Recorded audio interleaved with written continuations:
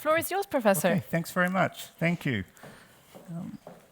This is a very difficult presentation to give, and I promised myself I wouldn't start thanking people because then the whole 30 minutes would be taken by thanking many of the people in this room and my co-authors going back for many years. So I look forward to presenting some of my research. What I'm going to present about is really, if I get there, a personal journey, a research journey. But I didn't know that when I flew from the US to Sweden, that they were already set up a new journey for me. I went to Malmö, Halmstad, Jönköping, a couple of places in Stockholm, and Luleå. So it was kind of like a new journey. But what was interesting, at the very first place I went was Malmö. They came up to me and said, "It's really good you won the award, but..." And I go, "What's going on here?" And they go, "Prince Daniel is giving out the award, and that's very important because he supports entrepreneurship." So then I went to Halmstad. Yeah. You can see where I'm going, right? Went to Halmstad, they said exactly the same thing. So every place I went, they were so excited that you were being here. And I think I was more secondary to the presentation. But that's fine. I don't mind being a second fiddle to a prince. So, what I'd like to do is take this chance to kind of reflect on who I am as a person, but also as a scholar. And very rarely, as the previous guests have spoken about, we're running so hard, we very rarely have a chance to reflect. And I think that's what you went to Bali for, was a chance to reflect. And part of that is, who am I? And so part of who I am as a scholar, these are really my different research themes. I started off looking at new ventures and how those new ventures grow. I started off by looking at venture capitalist decision-making. How do they make decisions in whether to invest in entrepreneurs? Which entrepreneurs do they invest in? And then I moved to how do entrepreneurs make decisions in which opportunities are the most attractive, where do they allocate their time? I also looked at the fish jumping from one pond to the other, which is talking about opportunity.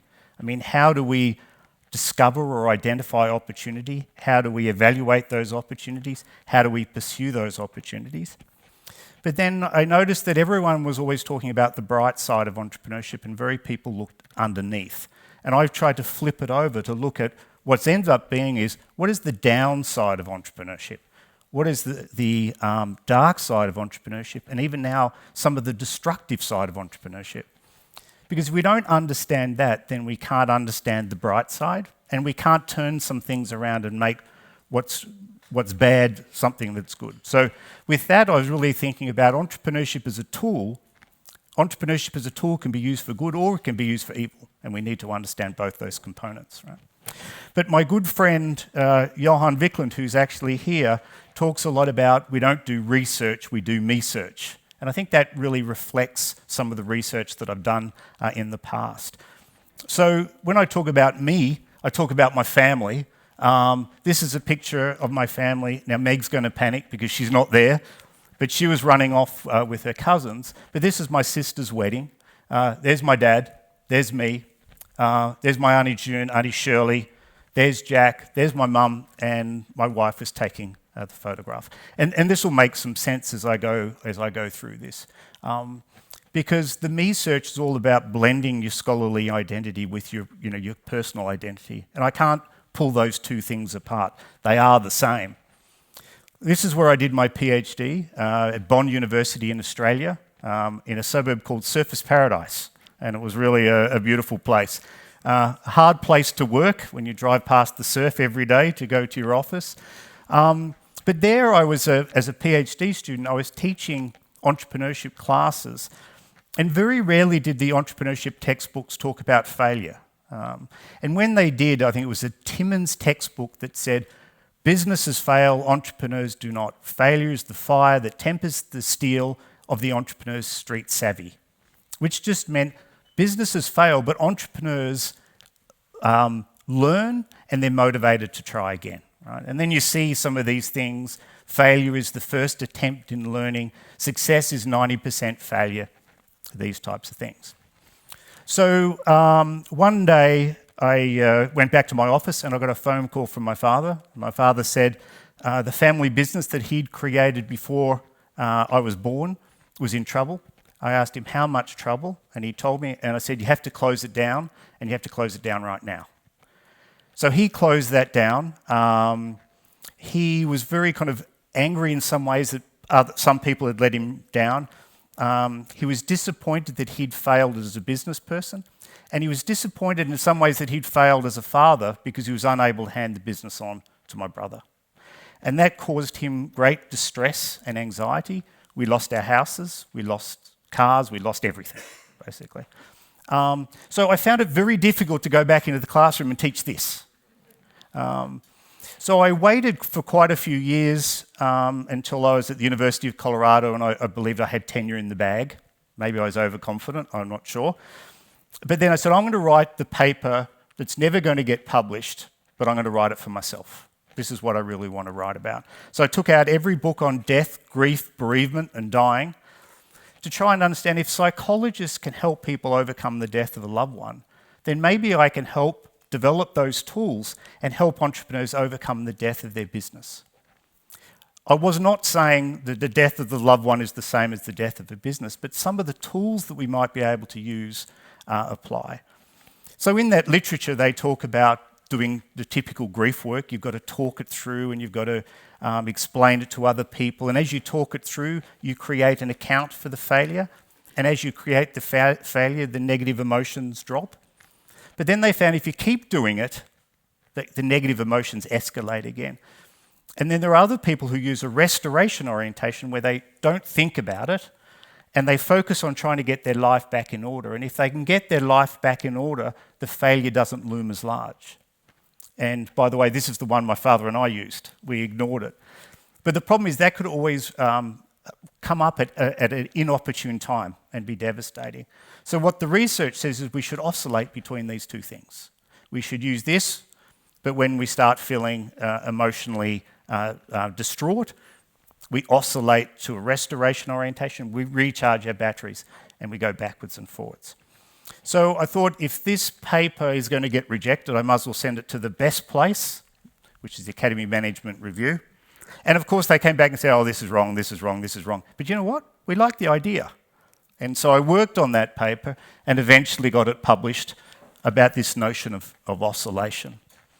And so that really set off a theme of research that I worked on in terms of failure.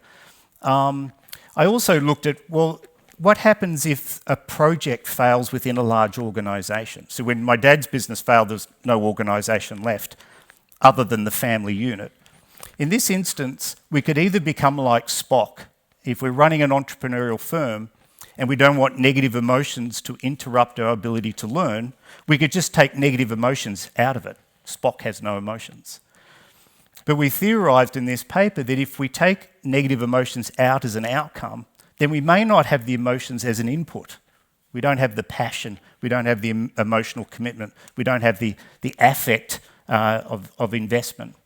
So this here is a picture of an Irish wake. And an Irish wake is where you get together and you celebrate the life of someone who's died. And in that sort of ritual, we are actually able to kind of reflect on the person. We can have a good time. We can reminisce about the person. We can reflect, and then we can start to think, okay, that's over. I'm moving on with my life. And we actually found some evidence of some organisations that do that. They actually have an invitation to a wake where they invite people and to try and say, well, this is the end of a project. Some of them shoot off a cannon when the project fails. They have failure parties. Some have even gone so far as to give awards for the best failure. Now, maybe that's going a little bit too far, I'm not sure. But then we said, and I can say this because my co-author on this paper was a German, we said, what's the toughest test of emotions with projects? And we said, German scientists. Right? So we went in and we actually did an empirical study here, and we said that German scientists are actually very invested in their projects. And when those projects fail, they actually experience these negative emotions. And the ones that can oscillate are the ones that diminish those negative emotions faster. They learn from their failures quicker, and they're more motivated in their subsequent projects. So we thought that was going to be a tough test for those types of things. So now I want to move on to my other research, more recent research. I'm not sure whether this was my birthday or Christmas party, but it was one of them. And there's the family. This is a typical like December or February time. But once I was at my parents' house, we're having my birthday party. My birthday is February the 8th, but this was a Saturday, so we had it on at my parents' place. That's not me, but it could be me. It could be any one of my cousins having a beer and watering his roof. You think, why would you water your roof, you know? So it was on that day. It was incredibly hot. It was well over 40 degrees. The wind miles was something like, maybe 100 kilometres an hour or something like that. And Dad was on the phone, and then he was off the phone, then he was on the phone, and then he came in and said, "Shirley's alive, Shirley's alive." We said, "What the heck are you talking about, Dad?" And what had happened is a fire had ripped through country Victoria. And my auntie Shirley was quite dilapidated. She had one of those walkers. I'm not sure whether it was her hips or her knees. And if she was home, she would have died because the house went. She lost her dogs, lost her horses, lost everything. I had to paste this in, but Shirley was downtown playing bingo. Dad picked her up the next day. The only thing that she owned were the clothes she was wearing. And she stayed at Mum and Dad's place for 6 months. She never went back to that property, never lived on that property again. But Shirley's house was even worse than this. I mean, it was totally gone. But she knew that she was lucky. You know, a lot of people lost their lives through this bushfire in Australia that created great devastation. I mean, there was emotional devastation, this kind of financial devastation, physical devastation. People were burned and injured and these types of things. So my doctoral student and I got the Royal Commission report on the bushfire, and in the back they had these victim statements. And in the victim statements were very interesting in that people who had no history of entrepreneurship, no intention to be an entrepreneur, but when the fire hit, in the aftermath of the fire, people got together and created ventures within hours or days. So we normally think about ventures sometimes taking months and years to create.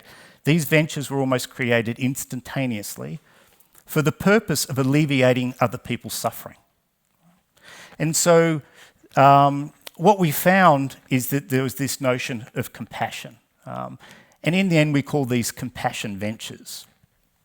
There was another scholar who looked at compassion within large organisations, Jane Dutton. She talks about compassion organising. And she talks about it when an organisation that uses its routines for these things can reuse its routines for a different purpose in order to deliver compassion. So Trent and I talked about this notion of compassion venturing, the creation of ventures in order to alleviate other people's suffering. And it's kind of cool because it thinks about entrepreneurship in a slightly different way. For example, the more successful I am at a compassion venture, the quicker I go out of business. Right? Because I'm actually alleviating all the suffering. I don't need to be there anymore. We're doing some work now about how these ventures can actually eventually change from being a temporary organisation to a more permanent one.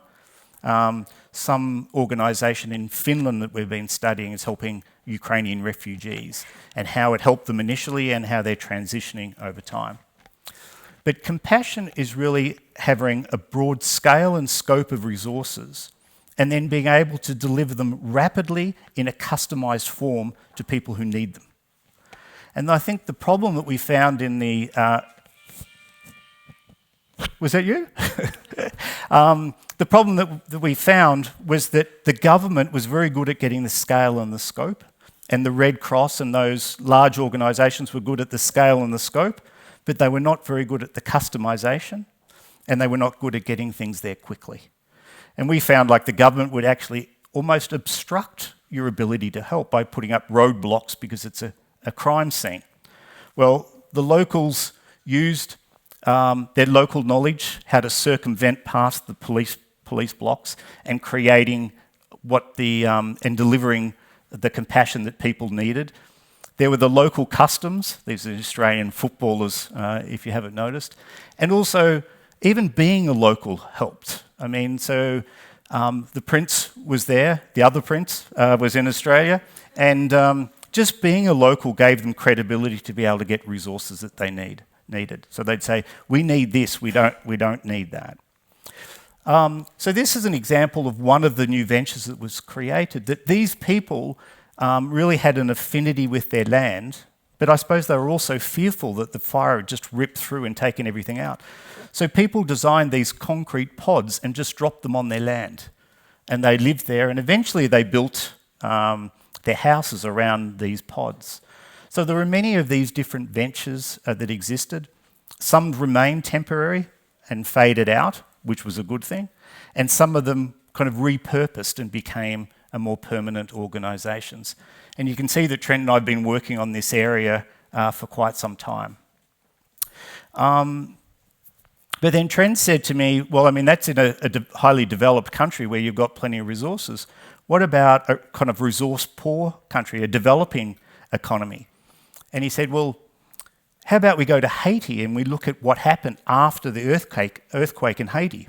And I said to him, how about you go and I'll stay here, I'll fund you. Which was good because he told me these horrible stories, how he was on the back of a motorbike driving around all these areas. So I'm kind of glad I didn't go. But we worked on a couple of these papers here, but one of the simple notions was if you give a person a fish, they eat for a day, but if you teach them how to fish, they eat for a lifetime. We found that some of the compassion ventures were kind of more or less like giving the fish, which could be appropriate when you're hungry, right? I don't need to learn how to fish, but I need to eat today. But there are other ventures that were more building up people's resources and capabilities so they can do it themselves. We were worried that some of the compassion ventures could be doing some damage in that they create a sense of dependence or a sense of helplessness. And even they'd have some sort of animosity against some forms of charity. So we tried to work out what the right mix was. The right mix was there. So this line of research, I had my 4 themes. I've kind of added a 5th theme, and that is adversity. Those examples, and we've continued those, are really adverse events. And they were my 2 areas of me-search. So I've added to me-search, I'm going to add, Johan, we-search. So I work with Vinit Parida, who's from India, but he's actually from Luleå. And we said, what's the me-search of our group? And we said, why don't we look into some things in India? And we said, because India is unique and there's a lot of resource scarcity. And we say, entrepreneurship is a lot about having slack resources and time in order to experiment, in order to be innovative. But isn't necessity also the mother of innovation? So we wanted to look at how does entrepreneurship occur in those particular contexts. And so we've worked on this area quite a bit. So I'm just going to wrap up in a few moments. But I mean, here's where I think entrepreneurship research has been for a very long time. We can call it WEIRD. Western, educated, industrialised, rich and democratic. All right. So we've been doing WEIRD research. So, which is interesting when you think so much of the population and so much entrepreneurship is non-WEIRD, all right? It's non-Western, non-educated, non-industrialised, non-rich, and I haven't done too much in the non-democratic area, but some of this illegal research is there. So I really, hopefully when I've won the award and I'm reflecting, but my career is not over. I'm very excited about the things that I'm going to do. I can't thank all of these people, but I'm pretty sure I've got all my co-authors up there who have been, as it says, life was meant for good friends and great adventures. So it would not have been as much fun, would not nearly have been as much as productive if they weren't there. Yes, you're here, Johan. Just in case you're looking around there, right there. And so I don't know if we have time for questions. If we do, my wife would love to answer them because, yeah, so that's it. Thank you.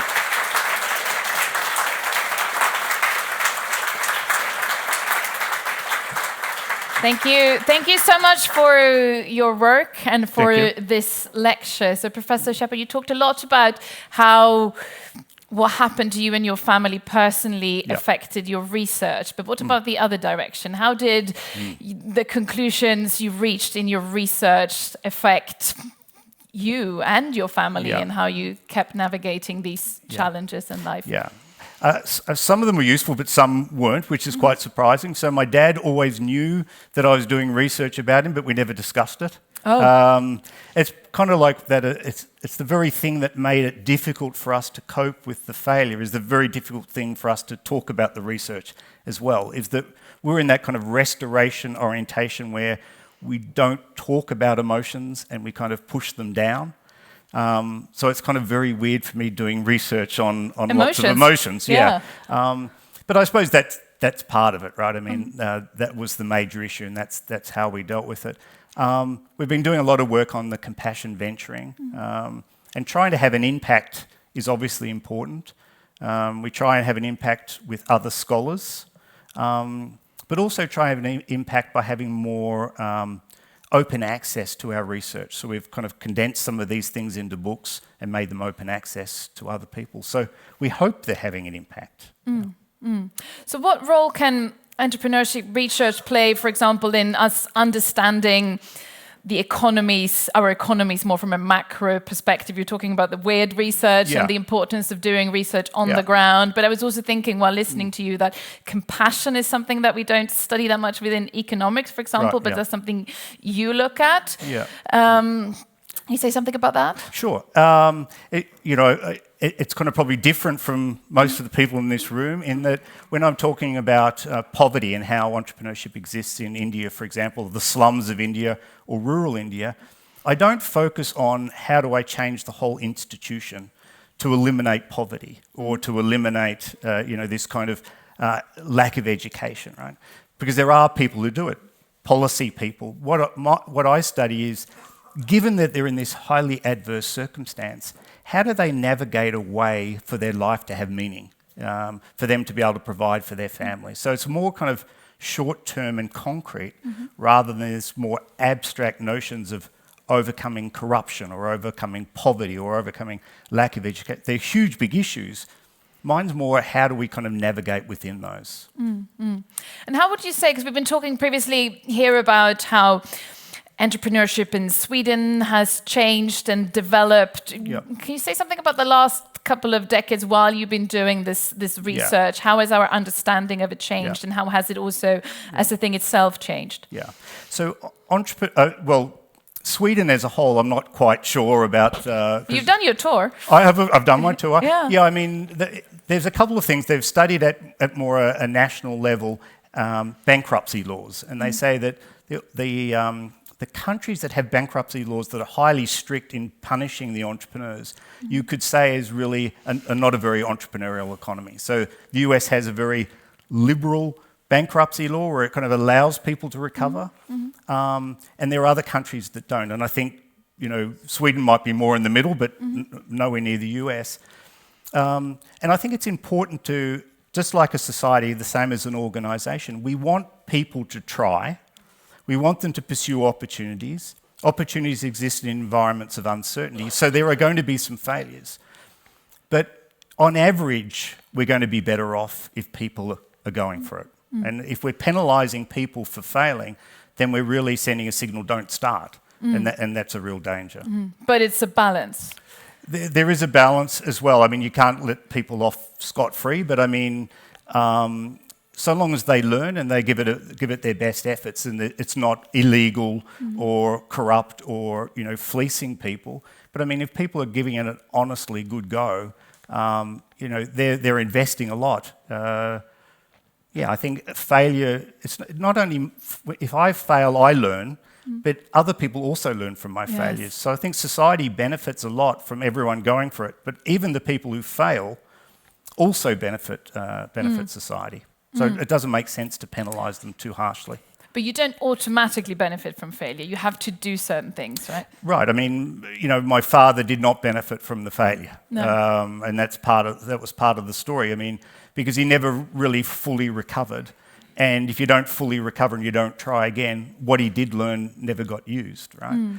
And so what we try to do is try to help people learn how to regulate their emotions so that they can still feel emotions but keep them in balance, to be able to regulate those emotions and therefore be able to learn and therefore be able to try again. And that organisations can help that as well, by providing people psychological safety to say, you go for it. And as long as you're going for like a well-designed experiment with a hypothesis, and it doesn't work but you learn, then that's okay. So there's a method and a set of skills that can help. And there's the lean startup and all these other methods are really about how do we manage failure? Because if entrepreneurship's part of uncertainty, how do you manage uncertainty? You manage it by managing your failures. Yeah. Thank you. Thank you so much for your work. Thank you. Thank you. Congratulations Thank you. on the prize. This was the 2025 award for the Global Award in Entrepreneurship Research. It's been a pleasure hosting this afternoon. Thank you so much for coming and thank you so much for watching.